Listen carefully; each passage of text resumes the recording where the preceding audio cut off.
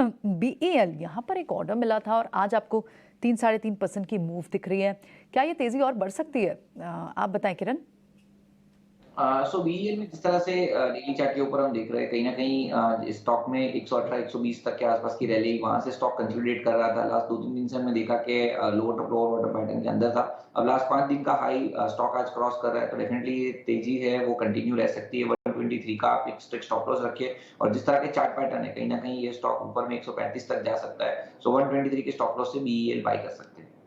Counters में पीछे के कुछ मिनटों में शॉर्ट कवरिंग दिखी है, चाहे वो हिंडाल्को हो चाहे नेशनल एल्यूमिनियम हो।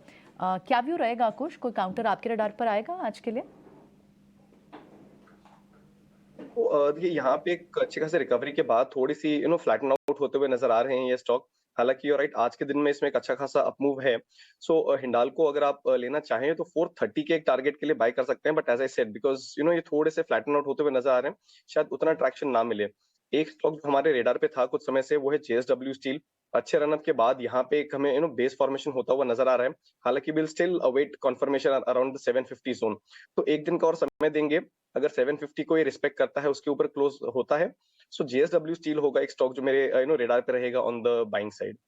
ठीक है, जेएसडब्ल्यू स्टील आपके रेडार पर होगा, लेकिन इसके साथ ही हम फंडामेंटल आउटलुक डिफेंस सेक्टर पर लेने वाले हैं। उससे ठीक पहले कुछ आपसे ही जानना चाहेंगे, क्योंकि डिफेंस सेक्टर में चाहे सेक्टर लीडर हो या फिर छोटे मझौले शेयर्स हो, आप अमूमन उस पर अपनी राय, अपने टेक्स देते हैं। एचएएल का चार्ट आज परफॉर्म नहीं कर रहा है, पारस डिफेंस लेकर आए। बीडीएल में हम देख रहे हैं 1.5-2% की तेजी। बिल्कुल, इनफैक्ट देखिए इस स्पेस में अब वो सिचुएशन आ गई है जहाँ पे anything that is even remotely associated with defence has started to do well. Now इस समय में टिपिकली ऐसा होता है कि जब ऐसे every stock starts to perform, which means profit booking करने का समय बिल्कुल आ गया है।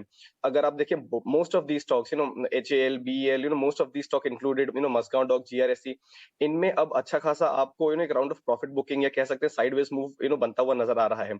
HAL is definitely a long term story as well from here.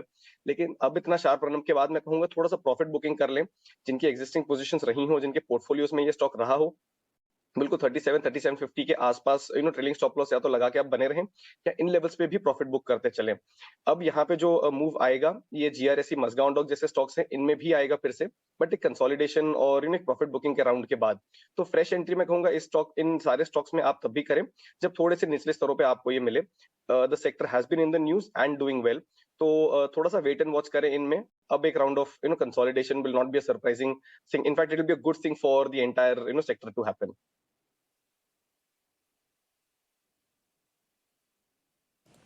ठीक है, शुरुआत में कुछ